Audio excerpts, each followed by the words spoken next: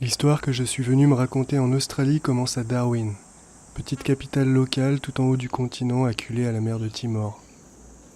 Ma trajectoire est une ligne d'asphalte qui traverse le pays du nord au sud et que l'on pourrait prolonger au crayon jusqu'au pôle. Destination Uluru, gigantesque curiosité géologique, lieu sacré et centre du cercle dans lequel est circonscrit le territoire australien. La route de Darwin à Uluru trace un rayon de ce cercle et l'élégance géométrique de cette ligne raconte déjà quelque chose. Dès les premiers kilomètres, les éléments se concertent pour me détourner de cette trajectoire. L'air, chargé des parfums d'eucalyptus, d'acacia et de l'odeur du feu, me pousse jusqu'aux chutes de Wangi.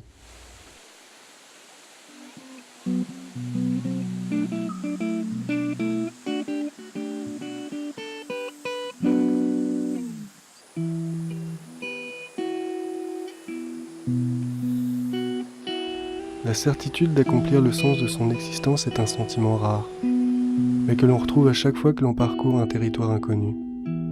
C'est peut-être pour cela que lorsque la pluie me force à une première escale, je commence à questionner ma présence ici. Ce à quoi une grenouille répond en entreprenant de se soulager devant la porte de ma cabine. À la fin du voyage au cours duquel ils ont créé le monde, les esprits du temps des rêves se sont dessinés sur la pierre pour y rester. Et puis, les hommes les ont imités. C'est ainsi que les histoires d'Australie se racontent depuis plus de 50 millénaires.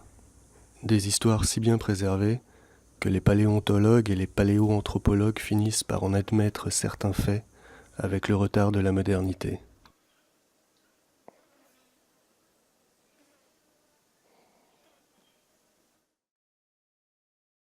En ce début de saison des orages et en l'absence de bars dignes de ce nom, les rencontres sont rares dans les townships de Kakadu. Je me risque à rechercher d'autres contacts, mais sans meilleur résultat.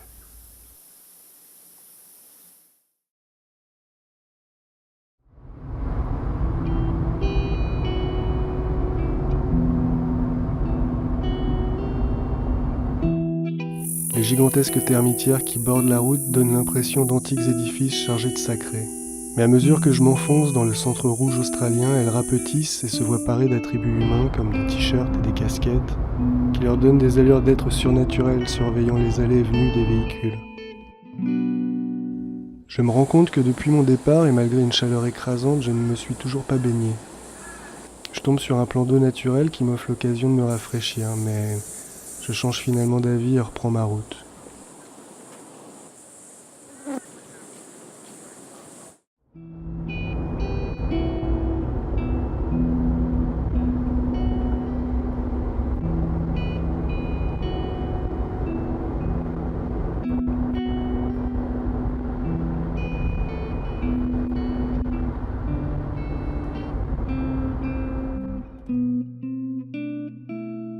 À Nitmiluk, je me retrouve au milieu d'un groupe de wallabies qui déambulent avec insouciance parmi quelques cacatoès noirs, en dépit de la crainte qui préserve d'habitude la grâce sauvage du regard humain.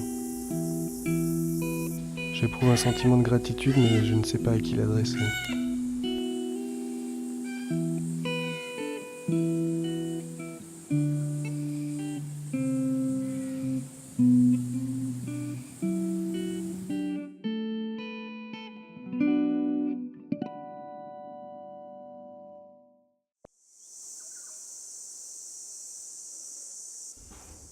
C'est le serpent arc-en-ciel qui par son passage a creusé le lit de la rivière Catherine.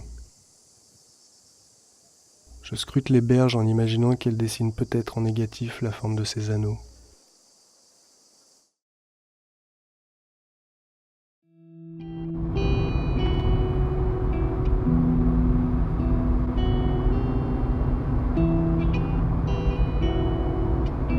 De retour sur la route vers le centre, on m'a conseillé de faire un arrêt à Mataranka et de me baigner dans les sources thermales naturelles qui s'y trouvent. Le souvenir de la signalétique avertissant partout de la présence des crocodiles provoque en moi un réflexe d'inquiétude à l'idée de me plonger dans cette eau sombre, bien que cristalline. La présence d'un couple avenant suffit à peine à me rassurer, mais suffisamment tout de même. Un peu plus tard, ils me prêteront un masque de plongée grâce auquel je vais être émerveillé par un monde subaquatique insoupçonnable. Traversé de rayons de lumière verte, est peuplée de tortues à long cou poursuivant leurs petites proies argentées entre les racines sinueuses et les arbres immergés. Ce soir-là, je suis encore rattrapé par les orages que je distancerai à nouveau le lendemain.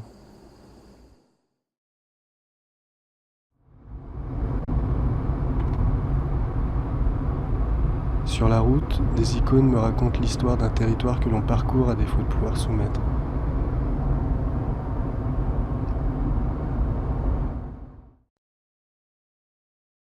Devil's Marbles, les billes du diable.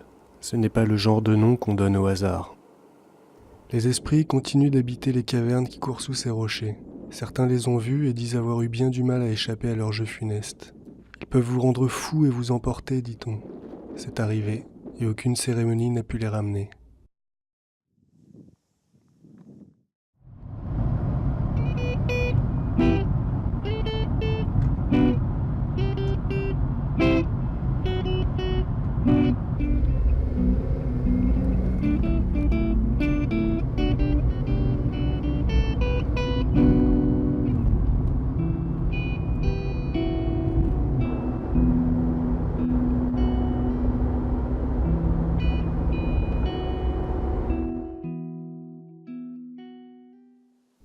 Je me demande ce que représente la distance que j'ai parcourue à l'échelle d'une fourmi, pour laquelle le moindre caillou, la moindre aspérité démultiplie chaque centimètre. Une distance intersidérale sans doute, ce qui expliquerait cette impression d'un autre monde. Au bout de ce chemin, je me trouverai face à un kangourou qui restera immobile jusqu'à ce que j'essaye de documenter la rencontre. Très en retard, je vais chercher en vain à retrouver une trace ou une ombre. Je suis stupéfait parce que nulle part les animaux semblent être intimidés par ma présence.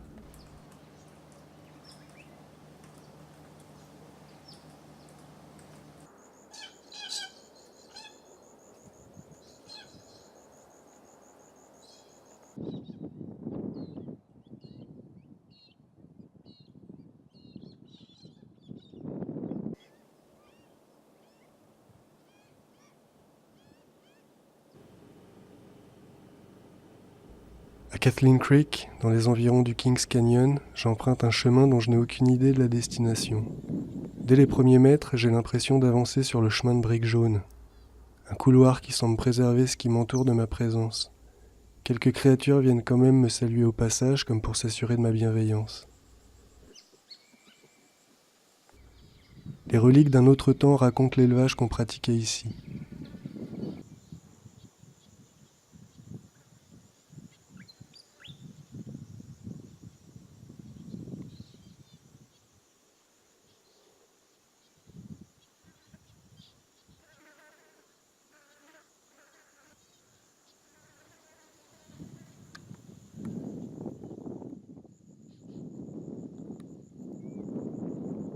Bien avant encore, la configuration particulière du lieu permettait de chasser les kangourous qu'on y rabattait. Aujourd'hui, le serpent arc-en-ciel dort paisiblement au fond de ses eaux.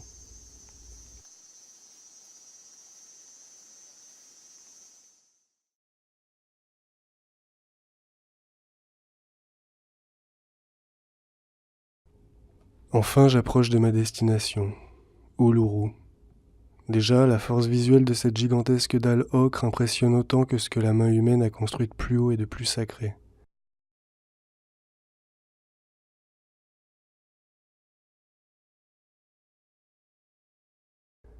L'homme rêve d'avoir fait Uluru.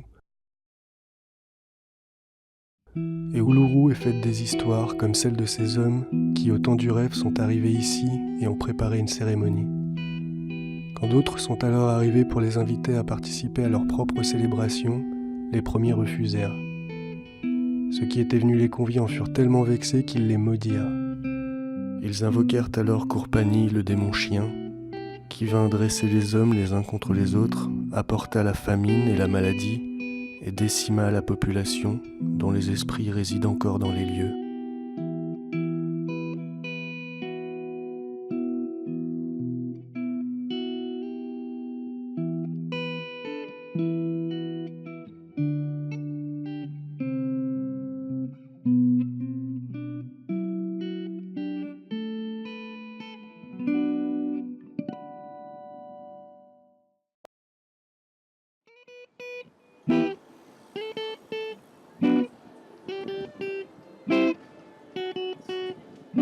J'éprouve le besoin de passer par un sas de réurbanisation avant de rentrer chez moi.